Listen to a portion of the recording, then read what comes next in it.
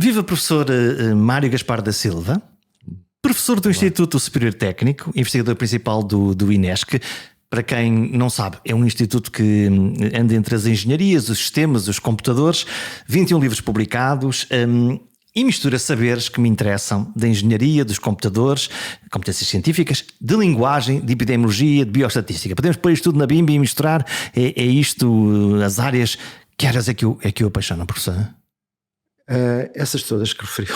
Essas todas? Sim, mas em geral, portanto, eu sou professor de sistemas de informação e nos últimos anos, tenho-me focado na parte da engenharia de sistemas no que respeita à vertente de análise de texto. Portanto, da informação textual. Obviamente que lidamos com toda e misturamos todas e integramos todas, mas tenho dado mais atenção à vertente textual, desde os motores de pesquisa aos sistemas de gestão documental, até modernamente tratamentos de mais alto nível, porque nós tentamos também na nossa atividade de investigação estar, digamos, onde a tecnologia nos permitir, não é? Com a tecnologia de cada momento. E, portanto, nos últimos anos avançámos para coisas mais vagas como a análise de sentimentos, emoções, a desinformação, que já estão, digamos, um pouco para além daquilo que era o objetivo inicial, que era mais lógico, mais exato, e passámos a ser muito mais estatísticos na forma de tratar, olhar para o mundo. Então, como é que é? As máquinas podem ter emoções e sentimentos? Eu pensava que isso era uma coisa exclusiva só de nós dois que aqui estamos e de quem nos está a ouvir.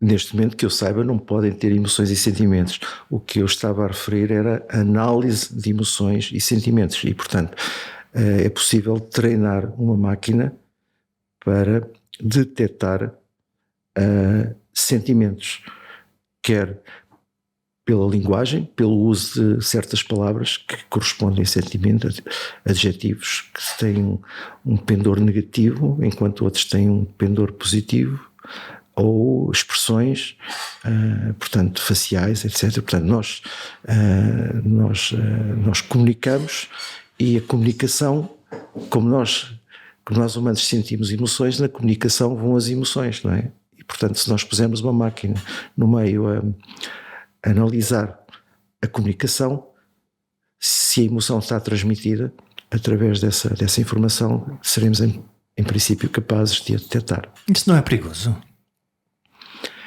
É perigoso, como todas as tecnologias. Todas as tecnologias são, digamos, uma espada de dois gumes, ao lado positivo e o lado negativo. Se quisermos pensar nas tecnologias perigosas do dia a dia, provavelmente uma das mais perigosas será, por exemplo, a tecnologia automóvel. Não é? Todos os dias morrem centenas de pessoas, mas não é por isso que nós não temos milhões de pessoas a percorrer as estradas. É um bom exemplo. Porque é que a tecnologia do automóvel merece esta nossa bonomia, apesar de excesso de velocidade, um peão atropelado, aquilo que polui por aí fora? A gente pode fazer uma lista infindável. São horas perdidas diariamente por milhões de pessoas no trânsito. Então porque é que tem tão boa fama esta tecnologia? Professor, tem uma ideia? É uma boa pergunta e acho que é uma longa história. Obviamente que toda a gente tem uma balança interior e vê o lado positivo e o lado negativo, não é? E, portanto, a conveniência do automóvel, a capacidade de ir a lugares onde não poderia ir. É uma ideia de liberdade? É uma ideia, claramente. Basta nós olharmos, por exemplo, e estamos a falar de informação e comunicação, basta nós olharmos para os anúncios da indústria automóvel e são sempre, digamos, em montanhas, com vistas para o mar, e se nós formos analisar os dados do dia-a-dia dos automobilistas, vemos que são horas no IC19, não é? Portanto, as pessoas compram o automóvel com uma ideia de liberdade. Idílica quase. Idílica, não é? E depois o uso real, digamos, é confinado dentro daquela daquela estrutura metálica. Daquela lata, que é o termo que eu na verdade uso, mas não queria trazê-lo agora para a entrevista, é assim que eu chamo o meu carro. A minha lata. A minha lata, que acaba para muitas pessoas, não sou eu o caso, porque eu entretanto já abandonei o automóvel, só o uso para ir ao supermercado praticamente. Mas vejo que a grande maioria das pessoas passam a parte substancial das suas vidas dentro daquelas latas, não é? É uma vida miserável, não é? E todavia não nos interrogamos muito sobre isso, não é? Sobre isso, não, exatamente, e não olhamos para os impactos, não só nas nossas vidas, mas também os impactos ambientais. Estamos de alguma forma a fazer com que as gerações vindouras venham a ter de pagar pela liberdade que nós gozamos nestes últimos 100 anos da indústria automóvel, não é? E portanto é se calhar por isso que acaba por ser apelativo, porque se nós na nossa balança pesássemos os custos que não pagamos diretamente, se calhar teríamos mais vontade em mudar de estilo de vida. Lá está, isso é um custo indireto que está aqui implícito, mas de que nós não falamos. Exatamente. E a vida e as tecnologias estão cheias de custos indiretos que nós não consideramos, não é? Todas as tecnologias, hoje em dia agora falamos das redes sociais, etc. Há custos indiretos elevados e que ninguém pensa. Também foi-nos vendida a ideia de voltar a reencontrar os amigos, de estar mais perto dos avós. Essa ideia é boa. É uma ideia boa, mas depois também há aquelas pessoas que sofrem de adição, que sofrem de depressões, que são agravadas ou amplificadas pelo uso intensivo dessas mesmas redes. Portanto, como estávamos a dizer, não existe tecnologia que não tenha o lado virtuoso e o lado vicioso. Todas têm. É preciso sabermos coletivamente ponderar e tentar fazer com que os efeitos negativos sejam minimizados e os positivos maximizados, não é? Eu vim aqui bater à porta porque toda a gente anda a falar do ChatGPT. Certo. E agora, se metade das pessoas que nos estão a ouvir disserem o quê? De que é que vocês estão a falar? Estamos a falar do quê? No meu tempo os animais falavam, mas eram as fábulas. Agora falam os computadores. Como é que é? O que é o ChatGPT? Ora bem, é difícil explicar. É quase tão difícil como explicar, acho eu, o que é mecânica quântica, mas... Isto está a ficar complicado, professor. Sim, está a ficar complicado, mas eu vou tentar, mas eu não me vou eximir de tentar explicar. Para o comum, vamos começar pelo sintoma. Vamos começar pelo mais mortal. Toda a gente usa motores de busca hoje em dia e quase uma pesquisa, mete uma palavra e o motor de busca lhe diz logo por baixo 3 ou 4 linhas qual é que é 3 ou 4 sugestões de que é que será a palavra seguinte. Rápido. Isto é, se nós quisermos fazer, por exemplo, o estado do tempo e eu se puser qual está a temperatura em, e ele provavelmente põe lá Lisboa ou Porto, onde, conforme o sítio onde nós estivemos. Exatamente. Portanto, ele adivinhou o que é que eu podia procurar, tentou ajustar. O que estes sistemas fazem é criar aquilo que nós chamamos um modelo de linguagem, que é um palavrão, mas que basicamente o que faz é contabilizar as frequências relativas de sequências multipalavras. E agora em português isso quer dizer o quê? Isso quer dizer que, por exemplo, quando eu lhe digo Serra da, imediatamente na sua meia cabeça veio Serra da Estrela. Se eu lhe disser o secretário-geral das Nações, qual é a palavra? Unidas, claro, claramente. É óbvio, não é? Portanto, porquê? Porque para esta sequência de 2, 3 palavras, se fizer a contagem, analisar, pegar em todos os textos, fizer o que nós chamamos um crawl, uma recolha. É o mais normal, é o mais óbvio. Estatisticamente portanto, no fundo, fazendo a contabilidade de todas as vezes que a seguir estas 2 palavras aparece a terceira, chama-se um trigrama, Portanto, a terceira palavra, portanto, os trigramas são grupos de 3 palavras. Pronto, podemos fazer pentagramas com 5, etc. Mas, portanto, se nós contabilizarmos o número de ocorrências de cada um destes pentagramas, temos uma indicação de que para as 4 primeiras palavras, qual é que é a frequência da quinta. E serve-nos para quê? Serve-nos para muitas aplicações. Aquela que eu lhe indiquei é a primeira, não é? Que é, portanto, por exemplo, o seu motor de pesquisa, o seu corretor ortográfico, não é? Portanto, antecipar qual é que é a palavra que estatisticamente seria esperada e a seguir, portanto, dizer-lhe logo. E nós, olha que esperto o computador. Certo. E clique. Portanto, a questão é que, portanto, estamos a entrar no domínio da linguagem, mas já desde os anos 1957, vou pensar num artigo seminal, em que diz que nós conhecemos as palavras pela companhia, é como os humanos. Diz-me quem és, diz-me com quem vens. Com quem andas e eu digo quem és, não é? E portanto, desde essa altura que se percebeu que as palavras tendem a co-ocorrer, a estar próximas umas das outras quando elas são também semanticamente próximas. E portanto, o que significa que para as máquinas ou para estes sistemas que estão montados, a regularidade como nós organizamos o discurso natural certamente pode quase fazer sentido matematicamente. Um dólar está, a maior probabilidade é esta, e a máquina vai conseguir ir ajustando sempre o mais possível, mais provável. Exatamente. E portanto, o que estes modelos de linguagem de alguma forma fazem é, eu posso, por exemplo, eu tenho uma expressão qualquer sobre, sei lá, imagino que eu estou a tentar caracterizar a palavra jaguar, ok?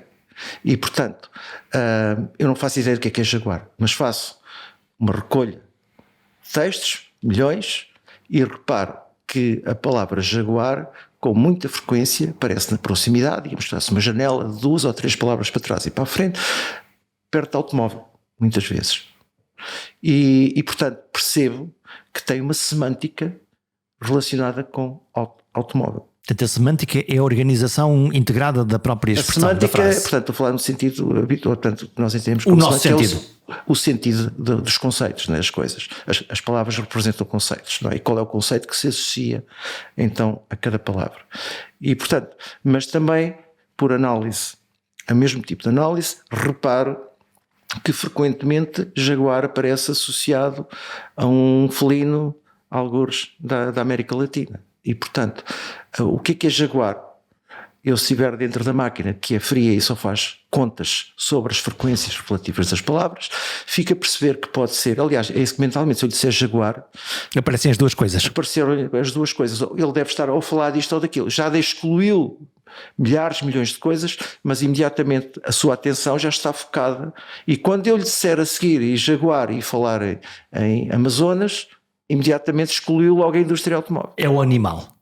O que é uma coisa que nos dá jeito mentalmente, enfim, porque a diversidade de conceitos e de palavras e ideias dá-nos um grande jeito de nós conseguirmos focar muito próximo daquilo para sabermos do que é que estamos a falar todos uns com os outros, não é? Exatamente. E, portanto, desde há várias décadas que nós na engenharia informática usamos aquilo que se chama processamento de linguagem natural, que é uma técnica de análise de texto, estas ideias de olhar para a frequência relativa das palavras e a seguir inferir qual será o conceito em que uma dada palavra está a ser usada num texto. Portanto, não é adivinhação, é matemática. É matemática pura, é só contabilidade básica de contar palavras. E, portanto, o que nós podemos fazer é, portanto, caracterizar o significado de uma palavra num texto com base nas palavras que estão à volta dela. E isto funciona, não é? Aquilo que está neste momento, digamos, a excitar toda a gente com o chat GPT é que é um que se chama um Large Language Model, portanto, um modelo de linguagem grande. Grande significa terabytes de texto. Portanto, não estamos a treinar um sistema que contabiliza estas frequências relativas com base, sei lá, no texto dos Lusíadas ou da literatura portuguesa. Estamos a falar de toda a literatura, toda a Wikipédia, todos os chats, os Reddits e por aí além. Agarramos nesse texto todo. Está tudo lá, tem uma biblioteca gigantesca. Contabilizamos num conjunto de informação que era, digamos, impensável há 10 anos ou 20 anos atrás. O que é que melhorou? São as bases de dados? São a rapidez dos computadores? O que é? Eu acho que é a digitalização da sociedade. Portanto, há 20 anos, alguém que tivesse esta ideia, portanto, como eu disse, a ideia de que as palavras se conhecem pelas que estão próximas tem décadas, a barreira que encontraria, ok, muito bonito, mas onde é que eu vou recolher esse texto todo?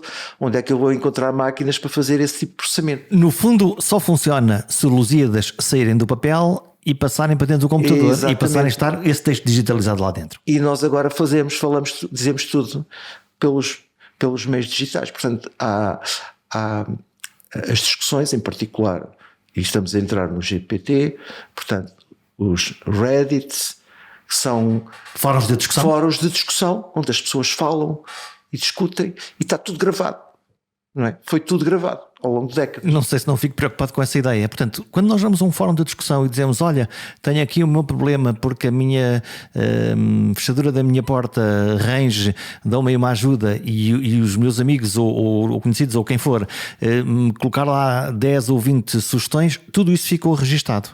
Obviamente. Portanto, para o bem e para o mal. Para o bem e para o mal. Portanto, há uma memória da internet. Absolutamente. Portanto, hoje em dia não é uma memória, e essa é outra das questões que nos deve obrigar a refletir. Não é uma memória que é coletiva, no sentido em que todos temos essa memória.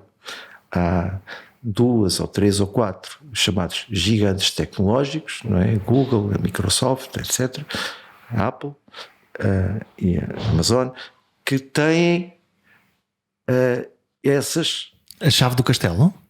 Tem a chave do castelo e o castelo, porque os dados estão lá dentro. Portanto, dominaram a infraestrutura, foram alegremente beber em nós o nosso saber, a nossa poesia, as nossas dúvidas, certo, e guardaram tudo do lado deles. Absolutamente. E agora o que é que fazem com isso tudo?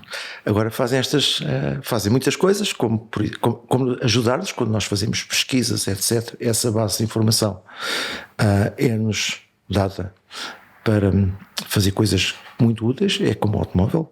Não é? Podemos ir passar férias, podemos fazer muitas coisas muito interessantes. Marca aqui o seu hotel, ótimo, ajuda-nos a encontrar. Exatamente. Aqui é o sítio certo, aquilo se calhar não, aqui pode pagar mais ou menos. Mas, portanto, como é uma infraestrutura que custa imenso dinheiro a construir e a manter, quem paga a conta? Alguém terá que pagar, e neste modelo atual são os anunciantes. Portanto, o facto de os anunciantes terem uma noção do que são os seus comportamentos, onde é que passa o tempo e as ideias que exprime. Lá está, voltamos ao Jaguar. Quer este tipo comprar um carro novo, um Jaguar, ou quer ele ir ver Jaguares algures no mundo? E em função disso pode vender uma viagem a um carro. Exatamente. Pronto, é um aspecto que às vezes passa despercebido, é que para estas empresas é muito menos valioso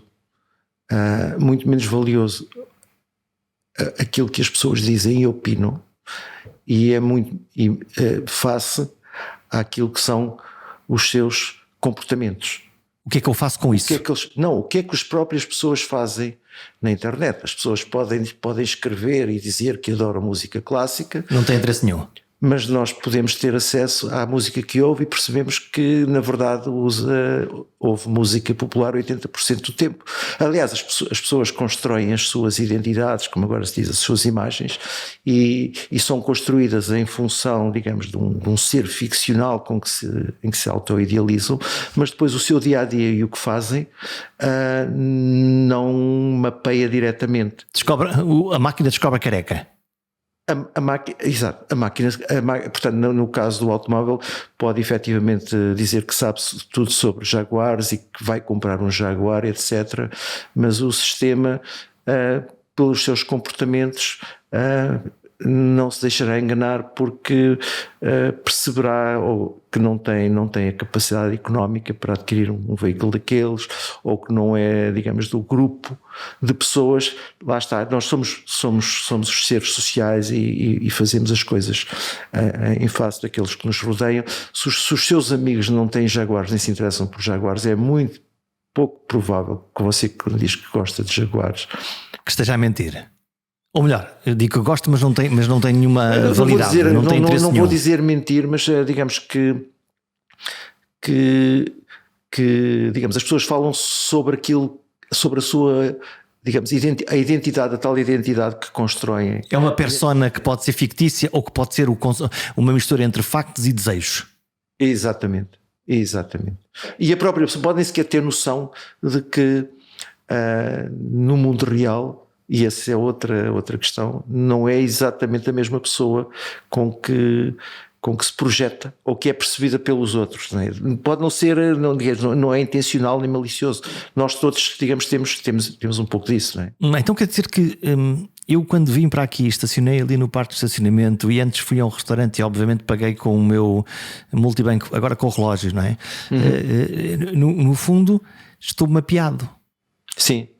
Absolutamente. Passaste nesta portagem, pagaste neste restaurante, está se tudo cruzar com o que eu comi, conduziste este automóvel, não conduziste, vieste no metro e pagaste o teu bilhete, tudo ficou de alguma maneira registado num sítio qualquer. Sim, é mais que isso. Acho que a mim o que mais me assusta nem é tanto isso como pelo facto de eu estar conectado e relacionado, continuar a saber-se quem eu sou, ou o que eu sou estar a condicionar aquilo que estes sistemas sabem sobre aqueles que me são próximos. Vou-lhe dar um exemplo que é o mais óbvio de todos, não é? Para mim é os e-mails. Toda a gente envia e-mails no Gmail. Portanto, todos os dias eu recebo dezenas, centenas de mensagens de e-mail e poderia ter aqui esta ideia, digamos, naive, ok, não vou ter o meu e-mail no Gmail porque não quero que a Google saiba o que é que eu faço, e tenho o meu próprio servidor. Não é? O meu problema é que os meus interlocutores quase todos têm conta no Gmail. Quando não têm conta no Gmail têm um forward, não é? Portanto reencaminham mensagem automaticamente e, portanto, quer eu queira, quer não queira, todas as minhas mensagens que entram e saem estão guardadas no Gmail. Portanto, e pegando nisto, pegamos também nos comportamentos. Eu posso decidir, por exemplo, pagar sempre em dinheiro, mas como no meu grupo social as pessoas todas costumam ir frequentemente ao mesmo restaurante e portanto, estamos ligados à mesma rede Wi-Fi no café, quando fazemos o jantar de sexta-feira, eu posso não dar sinal nenhum de preferência pelo restaurante, ou seja, pelo que for, mas o sistema adquire a noção que há um grupo de 3 ou 4 ou 5 pessoas que regularmente se encontram naquele sítio. Diz-me com quem vens e dir-te quem tu és. Completamente. Voltamos ao ChatGPT e ferramentas conexas. Há outras com este perfil? Sim. Pronto, há uma ênfase dos mídia nesta ferramenta. Isto é o santo grau ou é uma excelente manobra de marketing? É uma excelente manobra de marketing, claramente, e sim, inquestionavelmente. Não me parece que seja sequer, pelo conhecimento que eu tenho do que tenho acompanhado nos últimos 2, 3 anos, quando estas coisas começaram a aparecer, que este modelo seja o mais sofisticado. Nem parece que a empresa, que a OpenAI, seja a mais avançada. Não é? Então não era a Microsoft? Se eu mesmo me lembro do percurso, a OpenAI foi criada, portanto, por isso é que se chama Open no nome, porque havia um grupo de pessoas que estavam muito preocupados com que estes grandes da tecnologia estavam a fazer nesta área da inteligência artificial, e que era importante haver uma versão aberta, digamos, pública, que pudesse ser usada por todos e que permitisse que o público saber o que é que se pode e o que é que se está a fazer com estas coisas. O que é que está a acontecer? Na altura, a pessoa que era mais vocal, uma das mais vocais, era o Elon Musk, que foi entretanto abandonou o projeto, mas havia outras pessoas que, digamos, com grande notoriedade na área das tecnologias de informação, os milionários que puseram dinheiro do seu bolso para criar esta empresa que iria ser um contrapeso relativamente aos grandes da tecnologia. Entretanto, o Elon Musk abandonou o projeto, a Microsoft acho que reforçou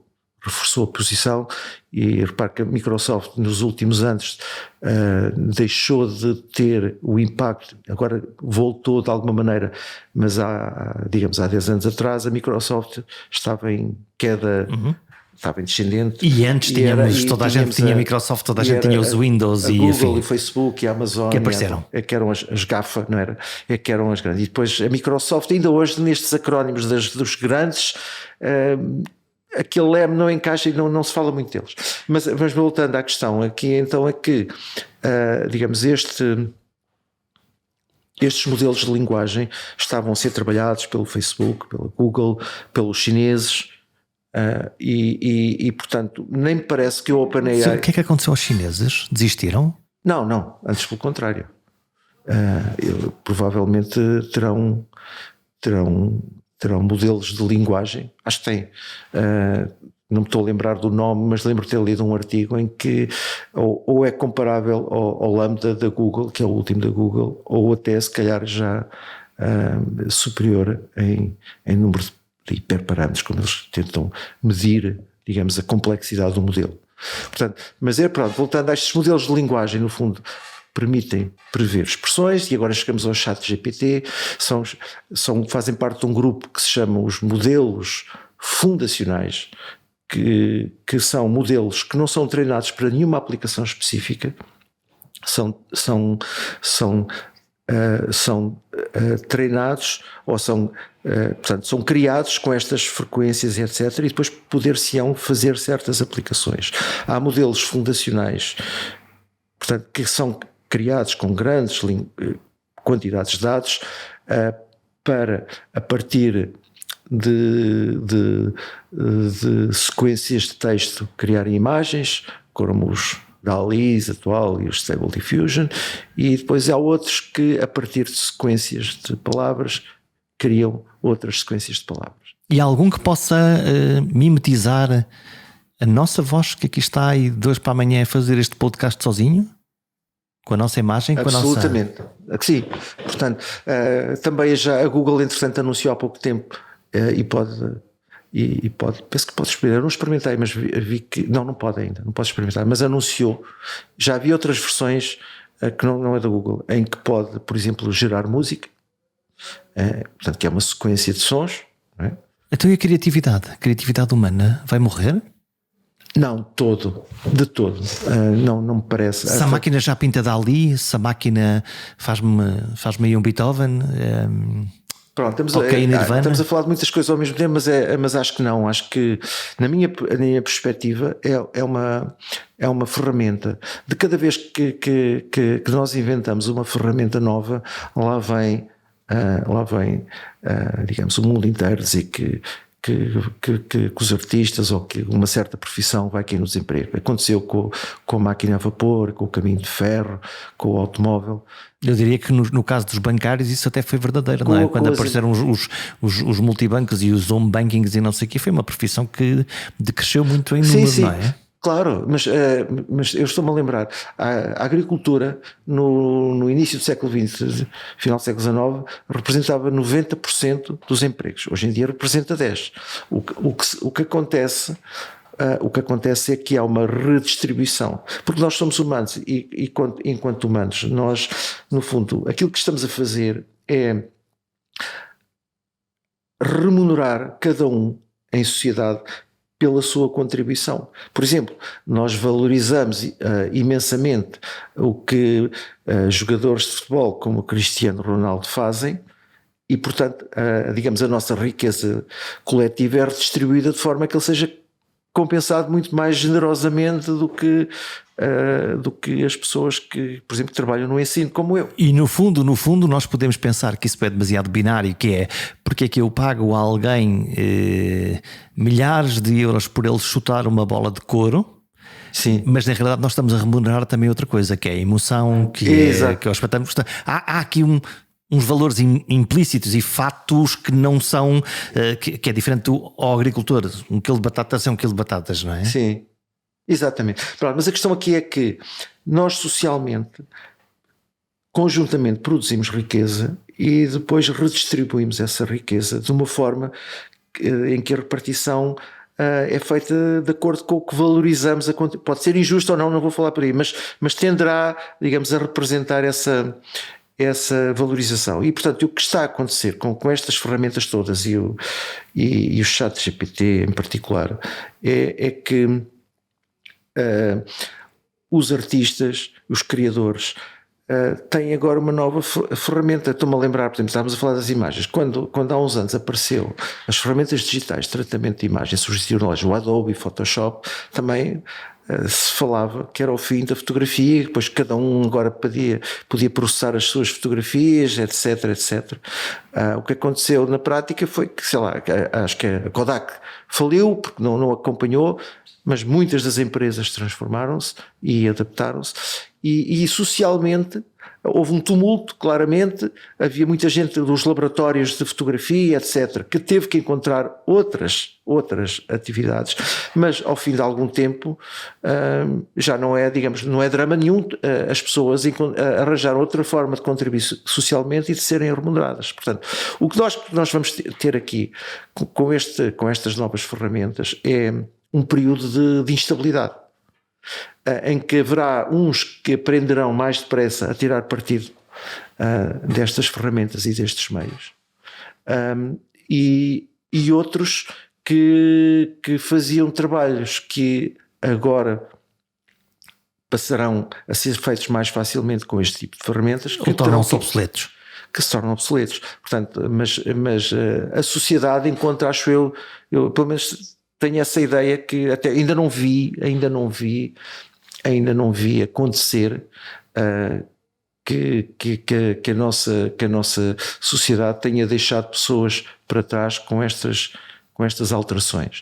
Há grandes preocupações, a questão do fosso digital, portanto, tem que ser gerida coletivamente para não deixarmos que os efeitos sejam demasiado devastadores e afetem pessoas. Portanto, temos que gerir a transição, mas as transições são positivas. Nós acabamos sempre por encontrar um meio de acomodar as tecnologias, porque eu acho que ninguém também quer voltar para trás, para o tempo em que não tínhamos estas tecnologias, não é? O tempo em que não havia eletricidade, nem computadores, nem internet.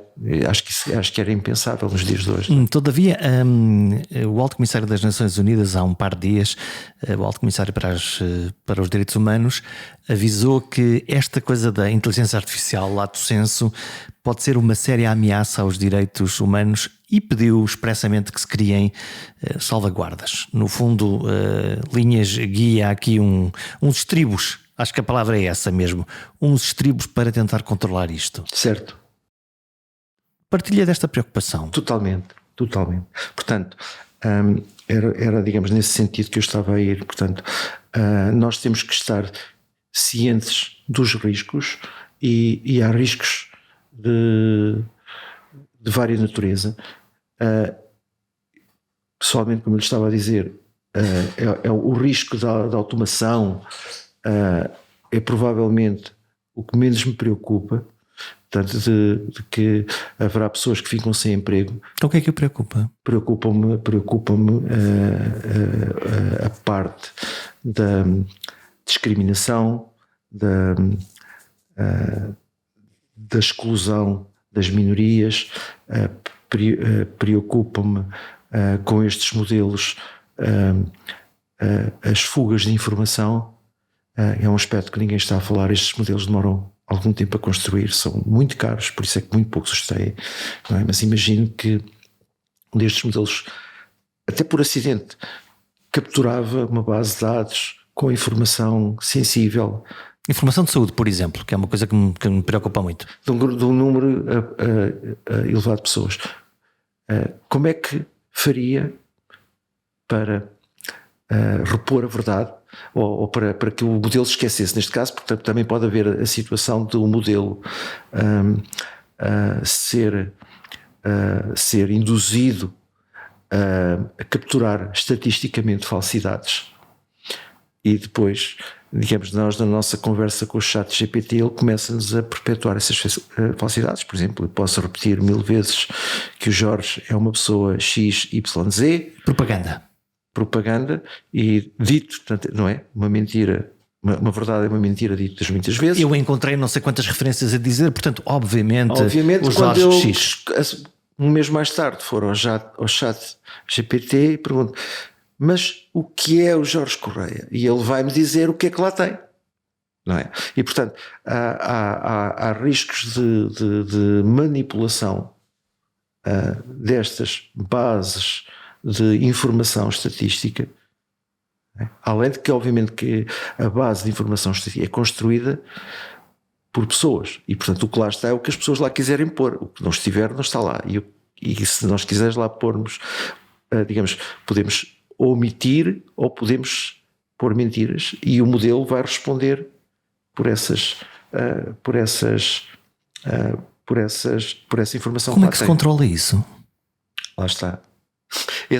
Esse é que eu acho que... Porque se eu estou a pensar, por exemplo, as nossas finanças, por exemplo, onde nós estamos lá, o número de contribuinte é provavelmente o fenómeno mais universal. Sim. Para mim também preocupante de alguma maneira, porque aquilo, se calhar, aquela base vai muito para além daquilo que foi criada, que foi paga os teus impostos. E essa parte todos compreendemos. Mas às tantas aquilo já vai um bocadinho mais longe do que isso. Mas de qualquer forma está nas mãos do Estado, e portanto eu, como cidadão, também posso recorrer a um tribunal. Confio também posso. Em princípio sim. Mesmo nos sistemas de geração imediatamente anterior a esta nova vaga, por exemplo, nós temos no espaço europeu a diretiva do direito ao esquecimento. Alguém já conseguiu exercer isso? Sim.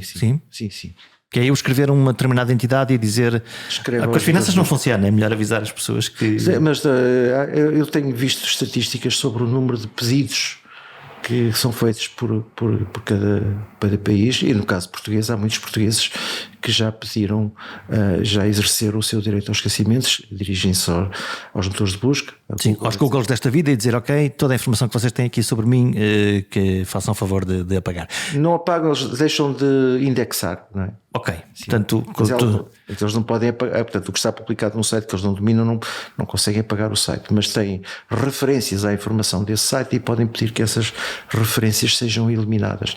O que eu estava a referir é que, ok, mas estes modelos de linguagem também lá têm estas referências todas, não é? E portanto, de alguma maneira... Como é que eu os vou apagar? Como é que eu vou atualizar estes modelos? Se eles são portanto, obviamente que estamos à espera.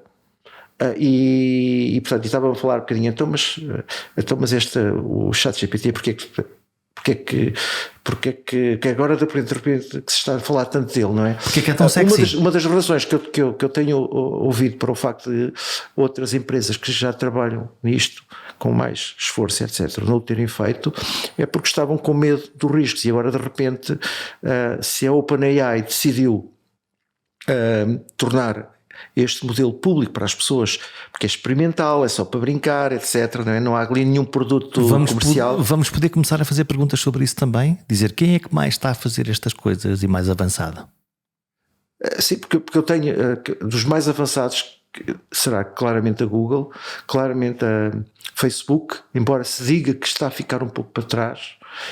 E do lado chinês, os grandes tecnológicos chineses. Nós no mundo ocidental não falamos deles. Não conhecemos, não é? Não conhecemos, não é? Mas há ferramentas como o WeChat, etc., que têm mais utilizadores que nós, não é? no Oriente, do que nós todos no mundo ocidental conjuntamente temos. Portanto, há gigantes tecnológicos também no mundo oriental E é porque que estão a fazer o mesmo tipo de investimentos e desenvolvimento. E não chegamos lá porque não conseguimos compreendê-los, porque esta informação está mais escondida. Eu gostava de saber o que é que de interessante os chineses estão a fazer, não é? Sim, há várias. Pronto, a nossa sociedade é uma sociedade muito mais aberta, incomparavelmente mais aberta. E no mundo ocidental temos uma língua franca, o latim moderno, que se chama o inglês e que é a linguagem quase universal de comunicação. Portanto, é muito mais fácil a informação e o conhecimento fluir dentro do nosso mundo do que no mundo onde a língua é diferente e a cultura completamente diferente. E, portanto, isso faz com que haja muito mais dificuldade do nosso lado. Além de que o regime político em vigor nessas sociedades é mais fechado e, portanto, não permite isso. Então, quando é que a máquina inventa um raio de uma tradução simultânea decente para eu poder estar a gravar um podcast com um chinês, lá está, em que eu falo português e ele falo chinês, mas falo mandarim, e que tudo isto faça sentido? Eu não sou especialista todo em tradução, mas nós quando experimentamos as traduções isso já existe, ou está muito, porque se não existe, está muito perto de acontecer. Eu lembro de ter estado na China há uns anos, há menos de 10 anos, mas há mais de 5, e entrava no táxi e portanto não havia qualquer dificuldade, portanto, porque ou falava ou eles pediam para digitar o que é que queria, onde é que queria, e imediatamente eles respondiam. Portanto, nós aqui é que não nos socorremos tanto destas ferramentas, por exemplo. Lá está, temos o latim inglês. Temos, exatamente, mas para os chineses esse tipo de ferramentas usam-se com muito mais regularidade no dia-a-dia, não para traduzir obras literárias, etc., mas para as conversas do dia-a-dia. Eu tenho ideia que essas ferramentas são usadas hoje em dia por muita gente. Para a comunicação franca. Nós já falamos aqui em passagem na questão dos dados. O caso do campo da saúde interessa-me em particular. Estamos sentados numa pilha gigantesca e valiosa de dados, ou estamos sentados numa completa anarquia de dados que estão lá, mas que ainda não nos estão a servir para grande coisa nesta altura? Estamos a falar da informação de saúde em concreto. Toda, desde aquilo que está, desde os nossos registros, o nosso boletim de vacinas, por exemplo, até aos nossos exames todos, até aos sítios onde vamos. Sim, portanto, nesse domínio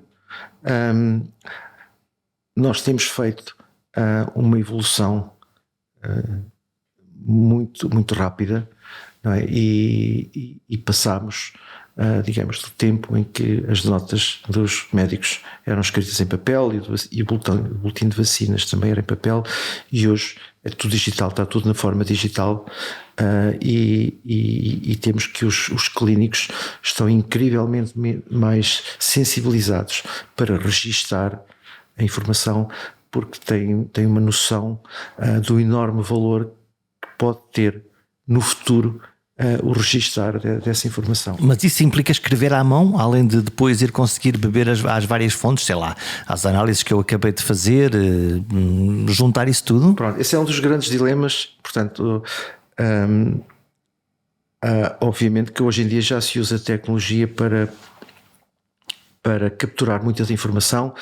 Por exemplo, se for fazer uma ecografia, muito provavelmente o médico falará para um aparelho que faz a gravação do áudio e depois faz a transcrição para texto, e a seguir, digamos, um assistente pega nesse texto e produz, digamos, uma versão preliminar do relatório e vai ver as vírgulas que geralmente não estão no sítio certo. Faz uma validação final. Portanto, há muitos processos em que a tecnologia digital já é usada no dia a dia. Mas eu estava a falar de um passo à frente, que é não só de que essa minha ecografia possa estar disponível nos vários sítios ou vários médicos onde eu possa ir, como cruzada com as minhas análises de sangue, como cruzada com aquilo que o médico apontou sobre aquilo que pensou sobre o meu diagnóstico. Nós temos um projeto em curso no programa Carnegie Mellon de Portugal, com o Hospital da Luz, em que olhamos precisamente para esse tipo de tratamentos e portanto realmente há informação laboratorial, há informação do registro clínico, há informação estruturada, no sentido em que o médico, quando está numa consulta, escreve ou marca diabético, hipertenso, e marca. Isso não vai aumentar muito a carga de trabalho do pessoal de saúde? Estou a pensar, uma coisa é aquilo que é o normal que o médico já faz ou que o enfermeiro faz, outra coisa é dizer, bom, mas para isto ser mesmo perfeito, o médico, o pessoal de saúde tem que passar aqui mais meia hora neste sistema que nós inventamos e a escrever tudo exatamente em caixinhas e em padrões para a informação já estar colhida.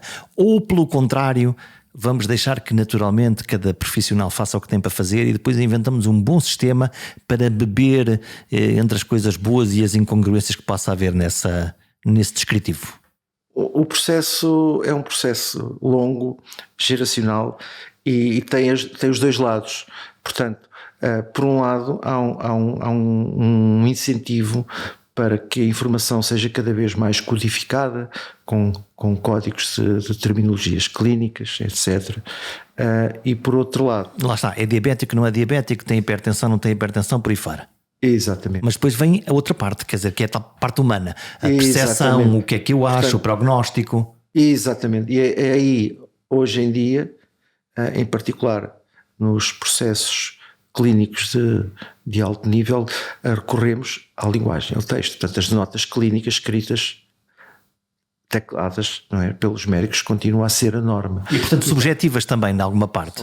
Mas a informação digamos, é subjetiva. Quer dizer, eu estava aqui a distinguir dentro do processo clínico entre a informação objetiva e de baixo nível, que é igual à dos físicos e dos químicos, quer dizer 100 mg por decilitro de glucose, e são medições.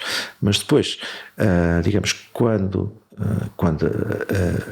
vai para os níveis mais altos, por exemplo, se está numa consulta de psiquiatria, etc., portanto, o que o médico está a registar é a expressão ausente, e são, não é, olhar distraído, qualquer coisa do género. E isso é mais difícil de integrar? É informação subjetiva, portanto, que depende do observador, não é uma medição com régua e esquadro, não é? E que se pode verificar com uma máquina, é uma medição que é subjetiva, neste caso estamos a entrar nos domínios em que as máquinas estão realmente muito longe, não é? Que é até para o humano, ele escreve à mão porque tem dificuldade em codificar, em exprimir o que é que está a ver. Digamos, quando nós temos os escritores, eles estão a recorrer-se do léxico da linguagem, que são centenas de milhares de palavras, e não encontram a palavra para aquilo que estão a ver e, portanto, tentam fazer-nos uma descrição da situação. É quase uma epifania, uma intuição. Exatamente, estamos no limite. Portanto, e já agora estamos aqui a falar da informação, das máquinas, da inteligência. Há processos que as máquinas são imensamente boas, que nós já não... Mas eu imagino que há 100, 150 anos, quando apareceram as primeiras calculadoras, as pessoas deviam ter pensado que era o demónio, não era que fazia não sei quantas centenas de cálculos por minuto ou qualquer coisa do género, que para nós agora fazemos milhares de milhões por segundo e achamos normal. Mas imagino que a reação teria sido quase a mesma quando as pessoas agora veem que há uma máquina que contabiliza terabytes, não é? Portanto, 10 levantado a 12, não é? Palavras, e que gera uma estatística e depois, com base nessa estatística, produz sequências de palavras de acordo com as probabilidades de co-ocorrência de cada uma, não é? Achamos isto se calhar diabólico, mas é tão diabólico como era há 100 anos fazer cálculos a uma velocidade que o humano nunca conseguiria acompanhar. Então, e com tanta conjugação de dados objetivos e subjetivos, com realidades que são mensuráveis e outras que nem tanto, eu consigo imaginar que estas bases de dados sejam francamente sujinhas de coisas. Como é que de lá vamos retirar o que é importante e, principalmente, como é que descobrimos ambiguidades e contradições? Eu agora lembro-me aqui de um exemplo muito básico, que é como é que nós, mesmo que podemos ir aos registros e notariados em busca de nomes de pessoas, certo. Susana com S, Susana com Z, certo. Isto é uma ambiguidade? São duas Susanas ou é uma mesma Susana? Como é que nós conseguimos peneirar isto? Como é que limpamos isto? Está a tocar, digamos, na questão relacionada com o tema da atualidade destes modelos de linguagem. É que, portanto, eles também usam, usam a estatística como instrumento. Nós, nos motores de busca, como o Google, quando faz uma pesquisa e depois lhe apresenta um resultado, o que ele fez foi analisar uma base de dados de muitos milhões de documentos, milhares de milhões de documentos, e depois, imagino que aparecia para uma dada pessoa, imaginemos que era, por exemplo, António Guterres, e provavelmente se fizer uma pesquisa encontrará seguramente Guterres escrito com Z em 1000 documentos. Mas como aparecerão 10.000 ou 100.000 com S, o Google dirá.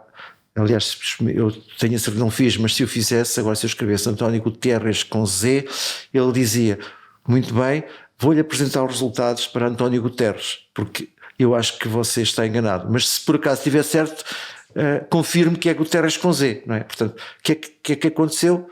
O sistema percebeu que é muito mais frequente Guterres com S com Z e imediatamente corrigiu. Portanto, estes sistemas fazem esta correção com base nestas frequências relativas. Portanto, e partem do princípio, como a informação é editada coletivamente por todos nós, não é? Portanto, se um dado facto é registado 10.000 vezes a dizer que a fulana é Susana com Z e 100.000 que é com S, então ele vai dizer que é com S e não com Z, não é? E isso é o aproveitamento da inteligência coletiva ou a ditadura da maioria?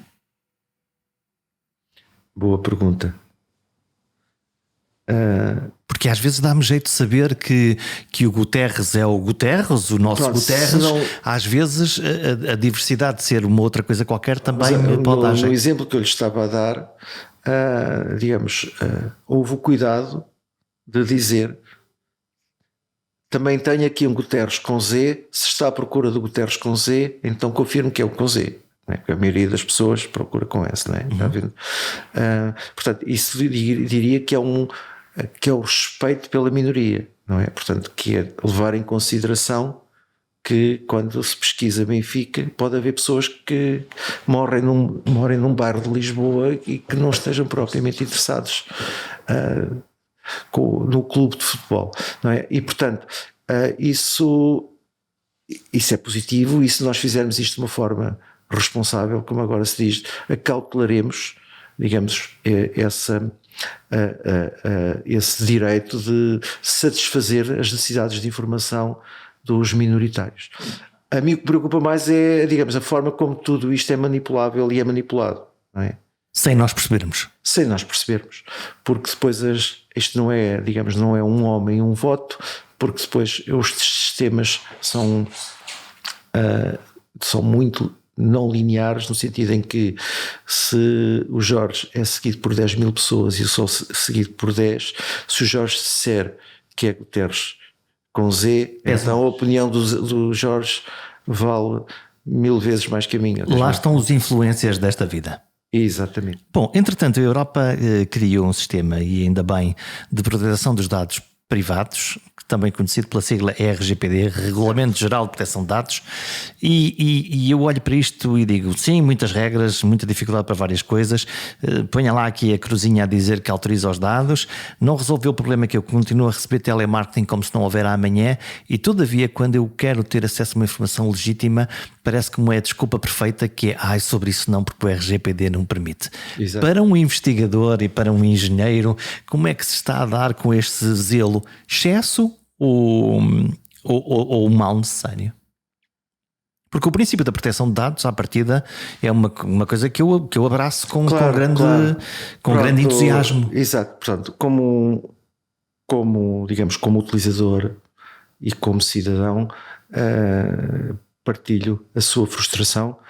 Eu sou muito cioso da minha privacidade e, portanto, não visito sites quando não me dão a opção de eu poder escolher quais são os tratamentos que são feitos com a minha informação, mas sinto-me completamente esmagado porque tenho que responder 20 vezes por dia a dizer que não quero, e imagino que do meu contacto informal com as pessoas, digamos, normais do meu dia-a-dia, todos eles já decidiram, já estão, digamos, vacinados e por isso simplesmente dizem ok, aceitam tudo. Ok, sim. Para saber, portanto, olha, está aqui, vê esta fotografia do não sei quantos a fazer não sei quantos. A curiosidade mata qualquer desejo de privacidade que as pessoas tenham. E, portanto, nesse aspecto, acho que a lei não teve grande sucesso, mas por outro lado acho que de alguma forma teve bastante sucesso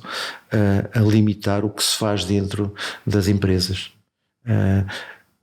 Regulou no fundo o uso da informação por parte das grandes empresas. Porque em particular as grandes empresas, portanto, têm sempre centenas, milhares de funcionários. Até porque autorregularam isso. Haverá sempre um dia que uma empresa não cumpra, haverá um dia um whistleblower que alertará o resto da sociedade. E, portanto, é um mecanismo fortemente dissuasor para fazer quanto a tratamentos abusivos de desinformação. E, portanto, ficamos mais atentos todos, e esse foi o grande mérito da lei? Eu acho que do ponto de vista da sociedade, o efeito da lei está-se a perder, é como a vacina que depois vai perdendo. E portanto, eu acho que, como eu estava a referir, eu acho que vejo que muita gente já diz que sim, clica que sim a tudo. Se ele disser é só um clique, porque se disser que não, aparece um ecrã e tem que desligar 10 coisas. Portanto, no fundo, e é cansativo do ponto de vista cognitivo ter que dizer que não e a perceber o que é que está a dizer que não, etc. E portanto, as pessoas vão pelo mais simples, não é? E tem a pílula. Mas onde eu queria chegar, portanto, tem o efeito dissuasor questão. A questão aqui que eu acho que há dois aspectos que são preocupantes. Primeiro, esta lei é só para aqueles que cumprem a lei. Para os que não cumprem a lei, não tem problema nenhum, não é? Portanto, dificulta-lhes, etc.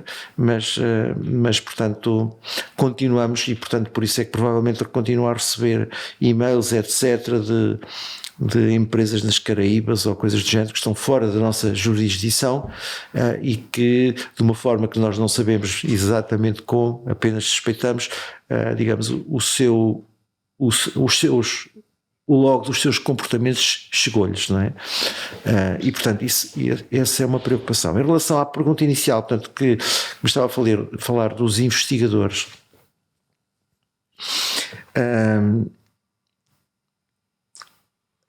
eu sou presidente da Comissão de Ética do Instituto Superior Técnico e analiso dezenas de pedidos por ano de projetos de investigação. E, portanto, não consegui encontrar ninguém mais capaz para responder à pergunta. Portanto, vamos lá ver. Antes do RGPD, um investigador que fosse sensato, que fizesse a sua atividade de acordo com os princípios que guiam, digamos, a deontologia da investigação, faria tudo igualmente, da mesma maneira que faz depois da lei, com exceção de comunicar ao encarregado de proteção de dados que está a constituir uma base de dados, etc, etc. Portanto, na boa prática, nada muda. As boas práticas desde os anos 50, 60, na investigação clínica, no marketing, etc. Portanto, não é? Costuma-se dizer que, digamos, que a lei corporiza os comportamentos éticos que são, digamos, que são consensuais na sociedade. E, portanto, o que o RGPD faz é pôr em letra de lei, no fundo com penalizações, aquilo que era o comportamento sensato, consensual dos investigadores antes do RGPD. O que de alguma forma se passa é que,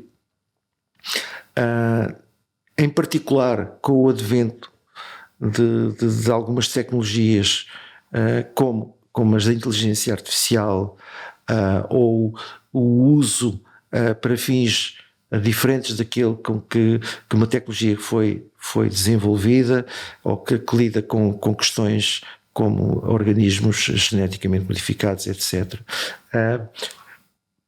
Passou a haver também no nosso ordenamento a obrigatoriedade de estes projetos terem o acompanhamento de uma comissão de ética, portanto, que é um grupo que de alguma forma acompanha, supervisiona os investigadores e lhes dá, digamos, um conforto de, se um dia houver questões éticas que sejam levantadas, que possam ter, digamos, o grupo sénior a dizer: não, mas eles seguiram as boas práticas, não fizeram isto isoladamente no laboratório.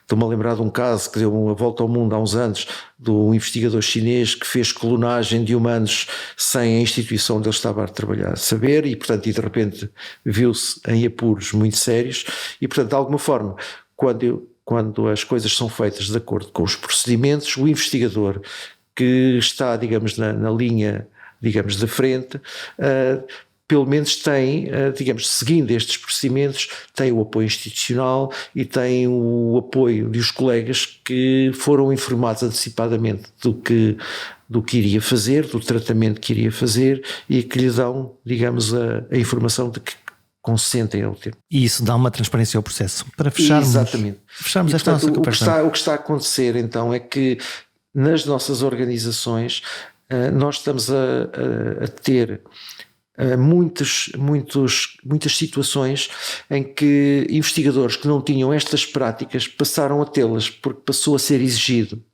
Ok? Não quer dizer que eles não fossem conscienciosos, estou a querer dizer é que foram obrigados a formalizar todos estes tratamentos.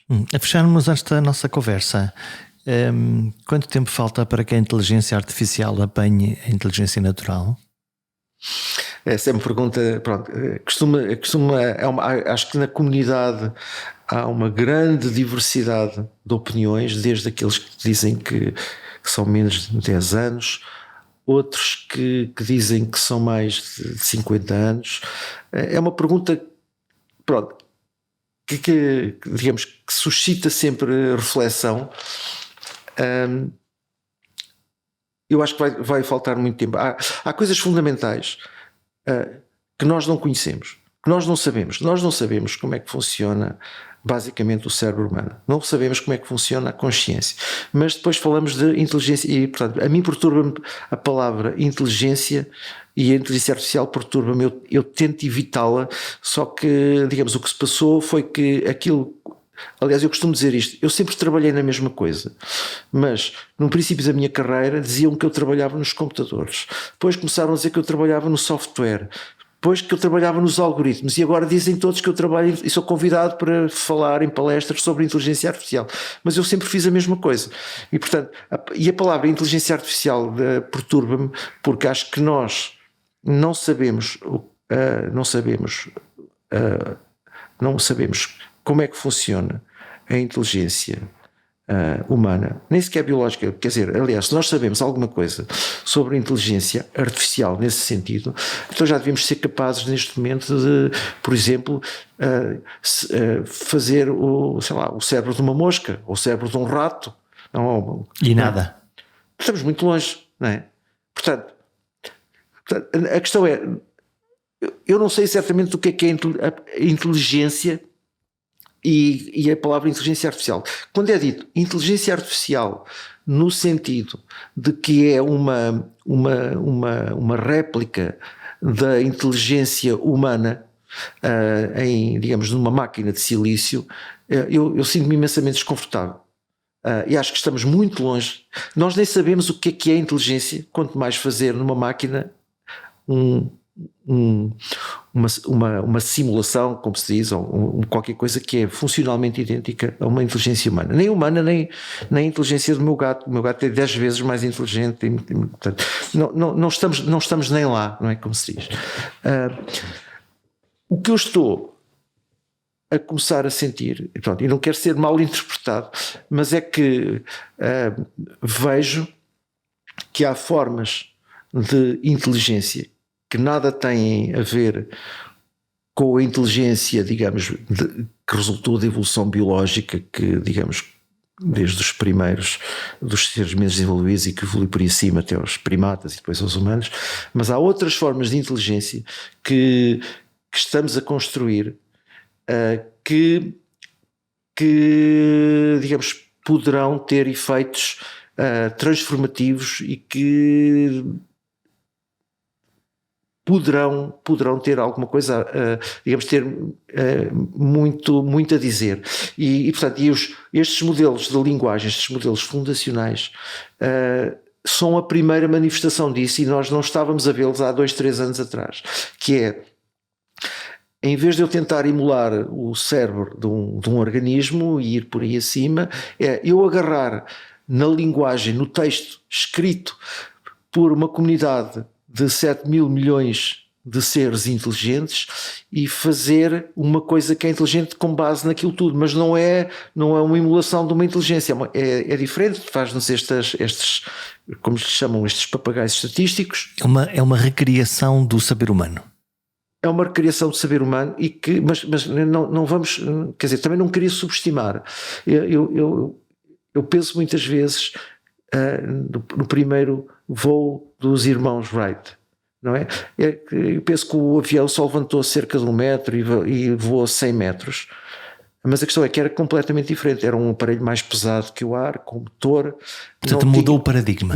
Mudou completamente o paradigma e portanto, e construímos uma indústria de aviação que nada tem a ver com, digamos, nós não voamos de todo como as aves, as nossas máquinas de voo não têm nada a ver com o modelo, aprendemos, inspirámos em algumas coisas, mas são modelos bastante diferentes. E portanto, aquilo que pode, e que nós, digamos, o que é novo, acho eu, nestes modelos, é que surge a possibilidade destas máquinas virem a formar uma forma de inteligência que nós nem imaginávamos há pouco tempo, não é? Obviamente que, tal como o primeiro voo, está cheio de imperfeições, estes papagaios estatísticos dão imensos erros de palmatória, portanto, porquê? Porque eles, tipicamente, quando nós apresentamos informação factual, para nós é trivial, eles não lidam com a informação factual, só lidam com a informação estatística. Portanto, e há imensas coisas a gozar do género, tipo, ele diz uma afirmação qualquer, eu digo, mas a minha mulher diz que isso não é verdade, e ele imediatamente emenda e tenta, digamos, ter a conversa de um diálogo que nós temos quando alguém nos diz, espera aí, a tua mulher não está de acordo com isso, e nós, digamos, o que o sistema faz é mimetizar, digamos, o diálogo que se segue quando alguém te diz, não é, que a tua mulher pensa de maneira diferente, em vez de reforçar dizer que não, mas eu tenho aqui 200 milhões de evidências que dizem que 2 mais 2 é igual a 4, não é? Portanto, mas ele vai atrás e então, se a tua mulher acha que são 5, se calhar é melhor pensarmos como, não é? Está a ver? Portanto, a máquina funciona faz erros de palmatória, porque lida só com estes, é uma máquina de dialogar. É uma máquina de dialogar, não é uma máquina de raciocinar. Portanto, falta-lhe essa componente, não é? Portanto, uma máquina que raciocine e que seja, digamos, criativo, entre aspas, como estes modelos fundacionais são estes modelos de linguagem. É bem possível, e neste momento acho que é bem possível que aconteça mais depressa do que eu imaginaria. Se me fizesse esta pergunta há 5 anos atrás, eu diria 100 anos, 80 anos. Agora se calhar já baixo um bocadinho a minha janela temporal, mas diria que é seguramente mais que 10, mais de 20, e pronto, já não sei o resto, mas diria que se calhar também é menos de 100, haver uma forma de inteligência que nós nem sabemos o que é, não é? Uma inteligência humana, primeiro gostava de perceber o que é inteligência humana. Professor Mário Gaspar da Silva, muito obrigado. Boa tarde, obrigado.